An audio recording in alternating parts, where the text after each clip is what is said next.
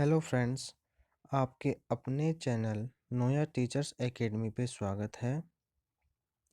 आज हम C TET previous paper for psychology level second जो कि 29 जनवरी 2012 का जो पेपर है उसको अपन आज डिस्कस करते हैं। तो अपन चलते हैं क्वेश्चनों की तरफ। तो अपन देखते हैं क्वेश्चन नंबर 1। पहला क्वेश्चन है, अभिप्रेरणा के सिद्धांतों के अनुसार शिक्षक डैश डैश के द्वारा सीखने को संवर्धित कर सकता है। पहला है विद्यार्थियों से वास्तविक अपेक्षाएं रखने। दूसरा है अपेक्षाओं का एक रूप स्तर रखने। तीसरा है विद्यार्थियों से किसी प्रकार की अपेक्षाएं न रखने। और चौथा है विद्यार्थियों से बहुत उच्च अपेक्षाएं रखने। इसका जो सही उत्तर होगा वो होगा पहला, विद्यार्थियों से वास्तविक अपेक्षाएं रखने।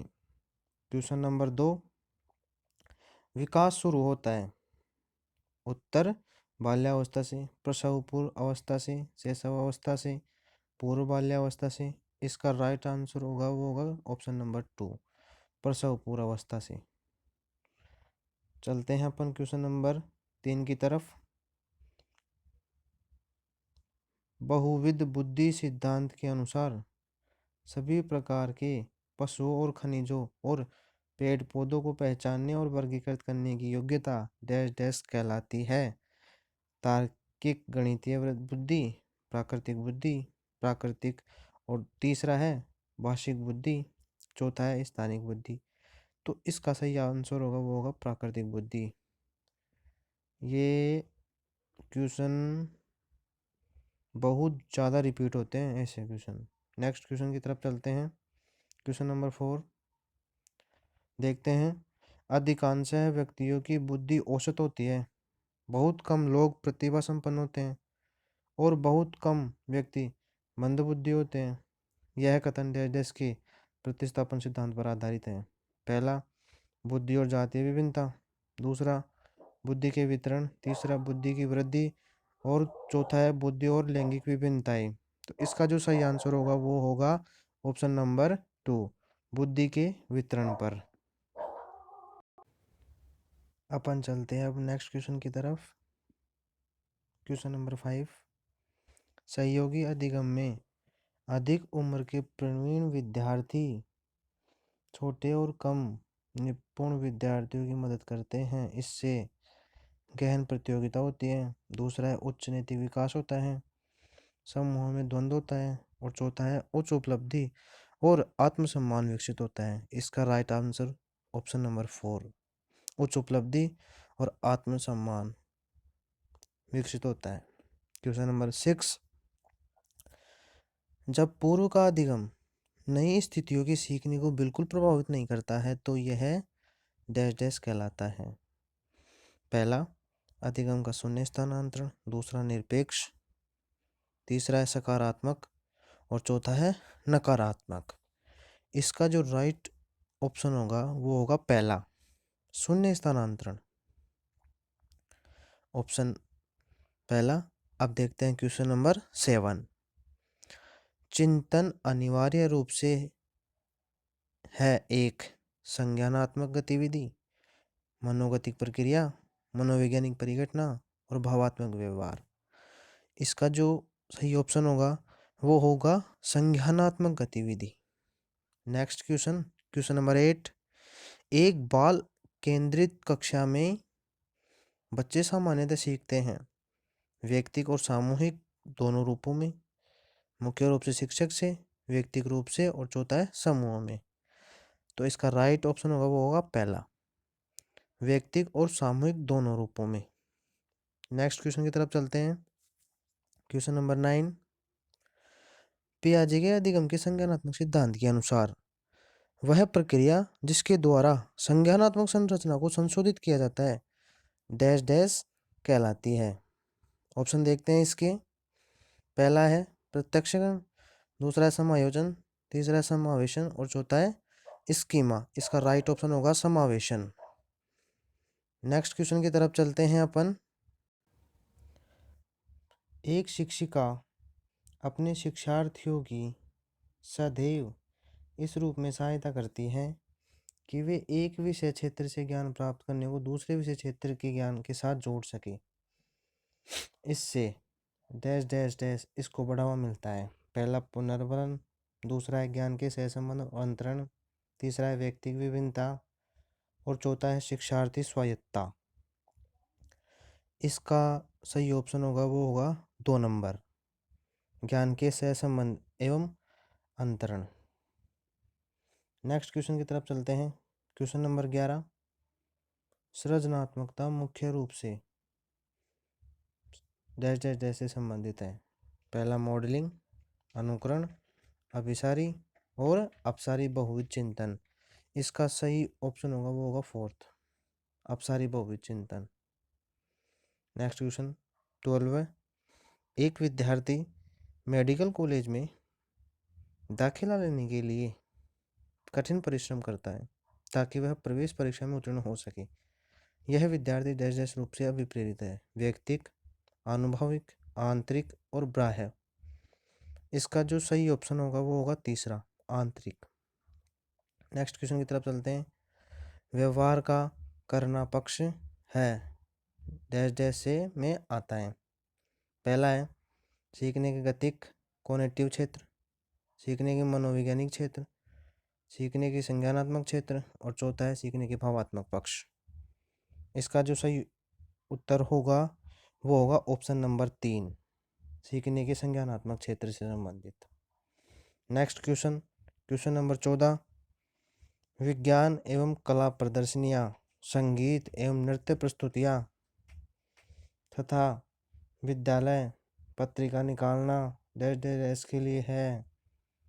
शिक्षार्थियों को सृजनात्मक मार्ग उपलब्ध कराने, विभिन्न व्यवसायों के लिए विद्यार्थियों को प्रशिक्षित करने, विद्यालयों का नाम रोशन करने, अभिभावकों को संतुष्ट करने। इसका सही ऑप्शन होगा वो होगा पहला, शिक्षार्थियों को सृजनात्मक मार्ग उपलब्ध कराने। नेक्स्ट क्वेश्चन की तरफ चलते हैं। क्वेश्चन नंबर 15,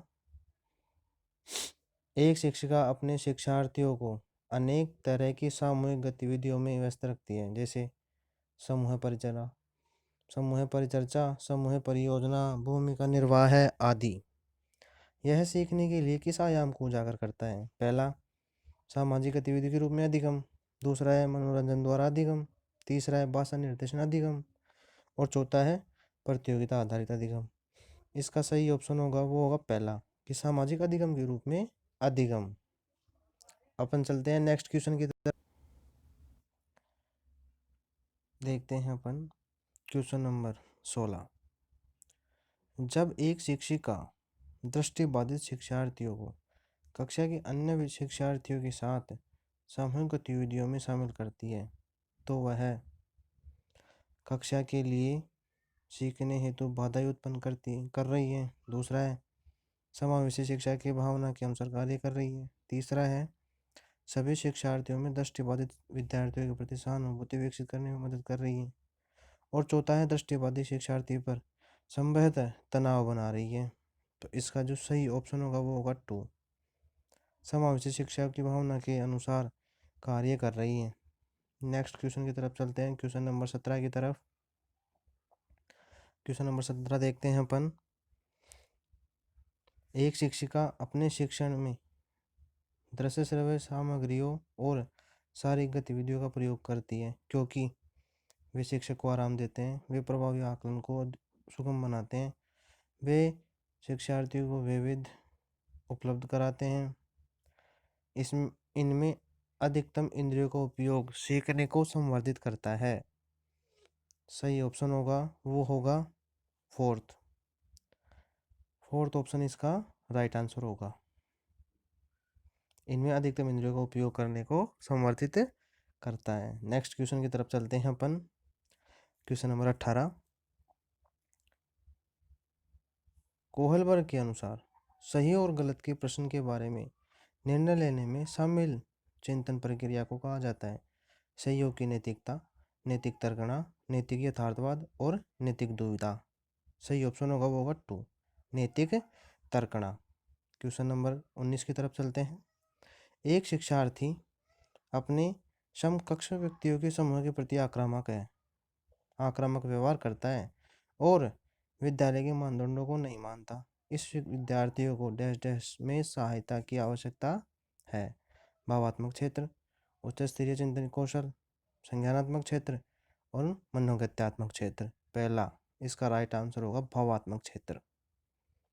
नेक्स्ट क्वेश्चन की तरफ चलते हैं। Question number 20। शिक्षकों को यह सलाह दी जाती है कि वे अपने शिक्षार्थियों को सामूहिक गतियों में शामिल करें क्योंकि सीखने को सुगम बनाने के अतिरिक्त ये डैश डैश डैश में भी सहायता करती है। पहला ऑप्शन है दुश्चिंता, समाजीकरण, मूल्य द्वंद्व और आक्रामकता। आक्रामकता। तो इसका जो सही ऑप्शन होगा वो होगा 2, समाजीकरण। नेक्स्ट क्वेश्चन 21 देखते हैं अपन। 21 क्या कहता है कि समावेशी शिक्षा उस विद्यालय शिक्षा व्यवस्था की ओर संकेत करती है। पहला ऑप्शन है विशेष आवश्यकता वाले बच्चों को विशिष्ट विद्यालयों के माध्यम से शिक्षा देने को प्रोत्साहित करती है।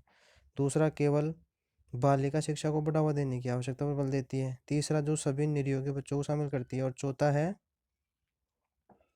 जो शारीरिक, बौद्धिक, सामाजिक, भाषिक या अन्य विभिन्न योग्यता स्थितियों को ध्यान में रखे बगैर सभी बच्चों को शामिल करती है।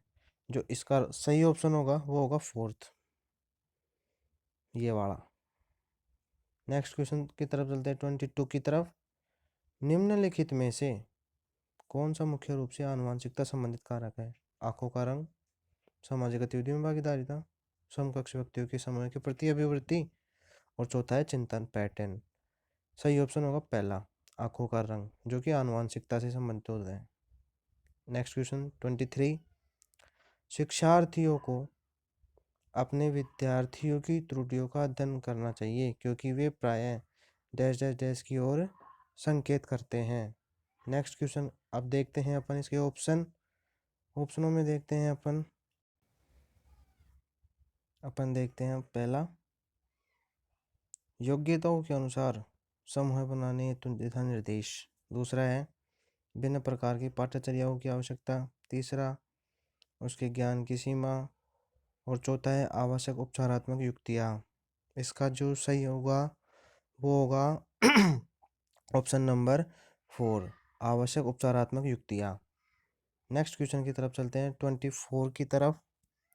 सीमा हर पाठ को बहुत जल्दी सीख लेती है जबकि लीना उसे सीखने में ज़्यादा समय लेती है। यह विकास के डैश डैश डैश सिद्धांत को दर्शाता है। व्यक्तिगत विभिन्नता, अंतर संबंध, निरंतरता, सामान्य से विशिष्ट की ओर। पहला होगा इसका आंसर व्यक्तिगत विभिन्नता, ऑप्शन नंबर 1। Question number 25। निम्नलिखित में से डैश डैश डैश के अतिरिक्त सभी वातावरणीय कारक विकास को आकार देते हैं। पहला पौष्टिकता की गुणवत्ता, दूसरा है संस्कृति, तीसरा है शिक्षा की गुणवत्ता और चौथा है शारीरिक संगठन। इसका राइट ऑप्शन होगा वो होगा 4th, शारीरिक गठन। नेक्स्ट क्वेश्चन की तरफ चलते हैं। Question number 26। श्रवण हास से ग्रसित बच्चे कक्षा में किस सबसे मुख्य नैराश्य कुंठा का सामना करते हैं? पहला ऑप्शन होगा उसका दूसरों के साथ संप्रेषण करने तथा सूचनाओं को बांटने में अक्षमता। दूसरा ऑप्शन है दूसरे विद्यार्थियों के साथ परीक्षा देने में अक्षमता। तीसरा ऑप्शन होगा प्रस्तावित पाठ्य पुस्तक को पढ़ने की अक्षमता और चौथा होगा खेल कूद में भागीदारिता निभाने में अक्षमता। इसका सही ऑप्शन होगा वो होगा पहला, दूसरों के साथ संप्रेषण करने तथा सूचनाओं को बांटने में अक्षमता। नेक्स्ट क्वेश्चन 27 की तरफ चलते हैं। डिसलेक्सिया मुख्य रूप से डैश डैश डैश की समस्या से संबंधित है। पहला सुनने, पढ़ने, बोलने और बोलने व सुनने। सही ऑप्शन होगा वो होगा सेकंड, पढ़ने। नेक्स्ट क्वेश्चन 28 की तरफ चलते हैं। प्रतिभाशाली विद्यार्थी अपनी क्षमताओं को तब विकसित कर पाएंगे जब बार बार उनकी परीक्षा होगी, वे अन्य विद्यार्थियों के साथ अधिगम प्रक्रियाओं से जुड़ते हैं, उन्हें अन्य विद्यार्थियों से अलग किया जाए, वे निजी कोचिंग कक्षाओं में पढ़ेंगे। इसका सही ऑप्शन होगा, वो होगा 3 नंबर, अन्य विद्यार्थियों से अलग किया जाए। 29 नंबर देखते हैं हम क्वेश्चन। एक अच्छी पाठ्य पुस्तक डैश डैश डैश से बचती है। लैंगिक समानता, दूसरा है सामाजिक उत्तरदायित्व, लैंगिक पूर्वाग्रह और लैंगिक संवेदनशीलता। इसका राइट आंसर होगा, वो होगा 3 नंबर, लैंगिक पूर्वाग्रह। लास्ट क्वेश्चन देखते हैं 30। पियाजे के अनुसार संज्ञानात्मक विकास के किस चरण पर बच्चा वस्तु स्थायित्व को प्रदर्शित करता है? मूर्त संक्रियात्मक चरण, औपचारिक संक्रियात्मक चरण, संवेदी चरण और पूर्व संक्रियात्मक चरण। इसका राइट ऑप्शन होगा, वो होगा 4, पूर्व संक्रियात्मक चरण। अपन ने ये 30 क्वेश्चन डिस्कस कर लिए हैं, जो कि 29 जनवरी 2012 में लेवल 2 में साइकोलॉजी में आई थी। अब अपना जो चैनल है नोया टीचर्स एकेडमी, ये अपना चैनल है।